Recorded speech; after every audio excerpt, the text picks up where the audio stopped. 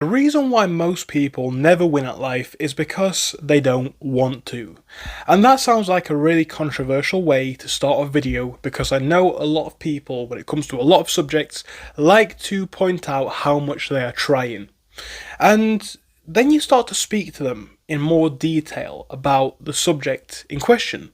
And you realise that the effort that they're putting in is, at the very least, half-hearted and at the most, plain lazy. The truth about life is, everything is a challenge, or most stuff is a challenge. The truth about life is, especially if you're a person from a pretty disadvantaged background, or not a particularly advantaged background, you are going to have to face a lot of challenges. And the truth about most people's lives here in the UK is, whilst they may not be happy, they're not unhappy enough to make a change. I don't know about you guys, but I can definitely agree that in my life, in my journey, the most productive times, whether I like it or not, have been the most upset times, the most challenging times. And you guys know this is true. You guys know this is true about your lives too. When it's the middle of summer and you've got your friends round, and maybe you've got a girl in your life and you've got enough money, but not a lot, and you're happy with things enough, but not really where you want to be, you don't change, because everything's chill. When you have that breakup or that financial issue, or you fall out with this person, or you lose this job, that's when you really get the opportunity to grow. And it's been a big learning curve for me because I've had to learn to accept everything bad as good. And this, I understand, is something which seems counterproductive or counterintuitive, and it is, because it means that you have to kind of override your genuine and inherent feelings about things to provide a mindset which is going to be more open for growth. So for example, I've got a situation in my life right now. I've just lost my job. I'm thinking good. And that might sound crazy, but it's like now I'm really mad, right? Now I'm really motivated to find a better job, a new job, to make more money in my business. Now I'm really motivated. So good, great, absolutely fantastic. Best thing that could have ever happened. But that goes against everything that's true. The only reason why bad things can be good is because you're going to make them. Inherently, is it a good thing that I've lost my job? No. What's going to make it good? The fact that I'm going to take this as my new opportunity for growth. And it's funny because so many people spend months, maybe years, in a situation, and it's something that I've never understood. Maybe it's a mindset, maybe that's the overarching concept, but you'll speak to people in summer about, oh, I can't find a job, and I've got no friends, and I've got this, and I can't do... Then you'll speak to them in winter, same thing. And I know everybody's life situation is unique, that's what makes us great as people.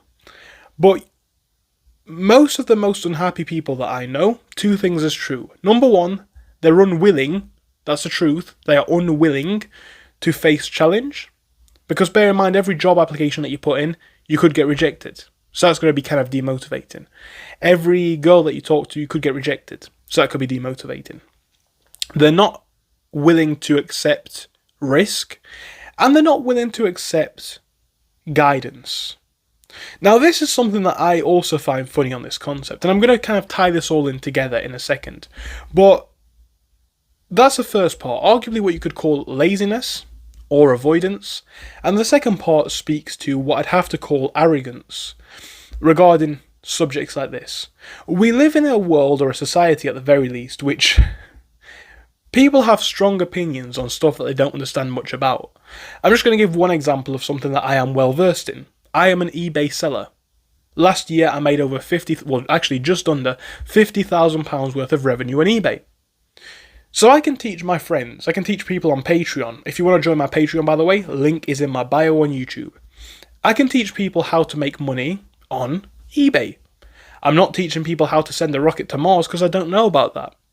But whether it's friends or people in the Patreon, people who say it doesn't work or it can't work for them, and I'm saying that it can work for them, and I know Because I know X amount of my students, maybe 5, 6, 7, 8, 9, 10 people now, who are, or at least have made profits in their lives from eBay. I make money myself. My mum's started making money reselling. So you're going to speak to somebody who knows their stuff. And most people are still so arrogant as to not listen. How can you, if someone let's say I want a Ferrari, right?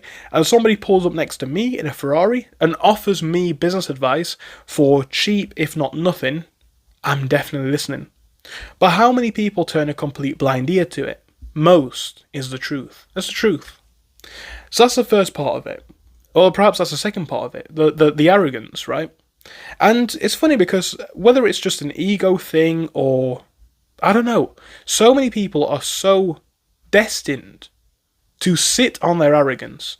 So let me say, for example, I have a job where I work 8 hours a day. It's not unreasonable. And for 2 hours a day, I require myself to do eBay listings, let's say. It's just one example. Or make YouTube videos, let's say, for example. And I say, hey man, you've not been doing your 2 hours a day worth of YouTube. You've only been doing 1.5. And most people will sit there and say, well, I've had this on, or I've had that on, or this and that.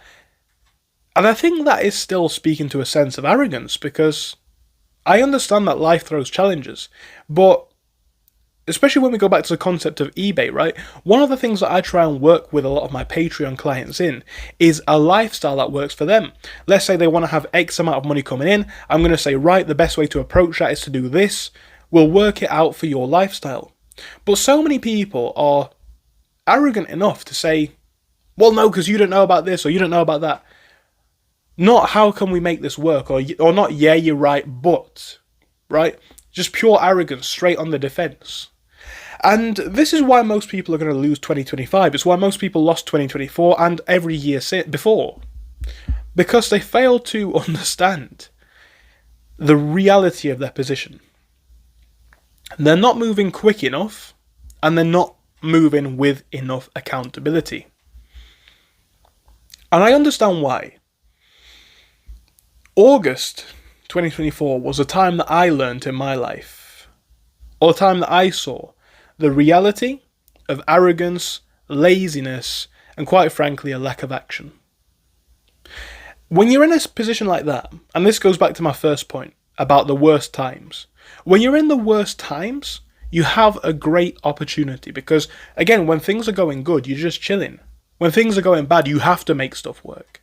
And most people are on this cycle. You see this with a lot of young people, I suppose even a lot of older people, but a lot of people that I know who do not have as much responsibility. Maybe they're students, maybe they still live at home, and they go through this cycle of need a job, gets a job, hates the jobs, leaves the jobs, need the job, right? Because you need a job to make money, so you get any job you can, but then because you've got any job that you could, you hate the job, so you leave the job, but then you need money again. So you're in this cycle where you can't get the right job. And the reason for this is, going back to my main point, this speaks to human psychology. We only act when we need to. Go back to that need a job, have a job cycle, right? Need a job, fine. Get a job, cool. From this point, most people start to chill out. They get lazy, they stop applying for new jobs, they sit at home watching Netflix, playing games. And what they really need to be doing is approaching this stage like they approached stage 1, with the same level of urgency. It's a word that I'm going to be using a lot in my videos in 2025. Urgency. Just because you've got a job now doesn't mean that you're out of the woods, because you might hate that job, you might need another job, you might be able to find a better job. And then from there, right? It's a positive spiral. But so many people are on this negative spiral of do this, do that. Oh, I'm back at stage 1. Same thing forever, perpetually. It's why they lost 2024. It's why they're going to lose 2025. They're just comfortable enough to not do anything new. And that's the truth of it, right? For 2025, I don't care about anything else apart from things that are going to move me forwards. And, I was going to say just work. But that's not true, because that doesn't make you happy. If you've not got friends, social connections, love, if you can't spend your money on things that you can appreciate, you're not going to be happy. So I'm not going to say it's just work, but I'm not going to focus on anything that doesn't keep me forwards or move me forwards. As a matter of fact, I've bought this. I'm just going to share this with you right now. I bought this diary. You can see it. £4 from B&M. You can't really see it, it's not focusing. Just whacked up a load of dust into the air. So anyway, yeah, bought this diary. Why do I highlight this diary? Because that's not a diary for booking dates and work, and there's a real purpose to that diary. Every day of 2025, I am going to write down with true accountability and honesty, what did I do good, what did I do bad. Every single day in that book, I want to have, for most days, as many days as I can, if not every single day possible. If not every single day full stop. I want to have at least one thing that I've done to move my life forwards. And what really shocked me in about August of last year is, if I'd have had a book like that, I couldn't really fill it. Right? I couldn't really fill it. I don't know if you guys are anything the same. Maybe you are. What do you do to move your life forwards? The answer might be nothing. The answer might be nothing. And by the way, if you're just doing stuff that keeps you flatlined, you're not moving forwards. Right? You're stagnating. There's nothing wrong with that if you're happy with where you are, but it's the truth of it. Now, if you're like I am right now, and you're not happy with where you are, and you think there's more to life, you need a book like that. You need a book like that. That book keeps me with the highest level of accountability, because I know that throughout the day, or maybe at night, or maybe the next day if I've fallen to sleep due to exhaustion or whatever, I'm going to have to write up and physically visualize how my life is getting better or worse every day. And if there's nothing, I've got to write why there's nothing. If there's a lot, great. But that's my goal for every day of 2025. And a lot of you guys like me in the past, right? This is the truth. Wouldn't be able to write anything in a book like that. You wouldn't be able to fill the book. You wouldn't be able to fill any days worth of the book. Because what does your day consist of? And I'm not judging, right? I've been there myself. What did you do? I woke up at 12:30. I put Netflix on. I put GTA on.